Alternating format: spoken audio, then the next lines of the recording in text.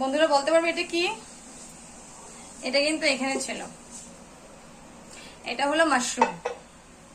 তোমরা কে খাও এই মাশরুমটা নিশ্চয়ই জানিও, খেতে খুব ভালো লাগে বন্ধুরা, আর খুব প্রোটিন আছে, খুব প্রোটিন এই মাশরুমটাতে, প্রোটিন ভিটামিন সব আছে। এই মাশরুমটা যদি খাওয়া যায় না সপ্তাহে 3-4 দিন, তোমাদের কিন্তু প্রোটিন বা ভিটামিনের কিন্তু অভাব হবে না, খুব মানে শরীরের জন্য ভালো।